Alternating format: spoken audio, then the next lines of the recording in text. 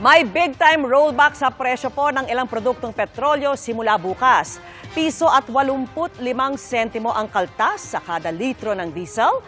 Piso at 60 sentimo naman sa gasolina.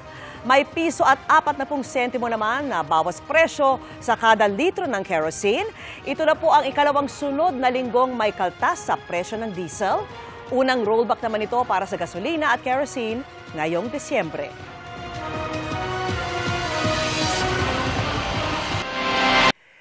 Kapuso, kasama nyo kami 24 oras. Mag-subscribe sa GMA Integrated News sa YouTube. Sa mga kapuso abroad, bisitahin ang GMA Pinoy TV at www.gmanews.tv.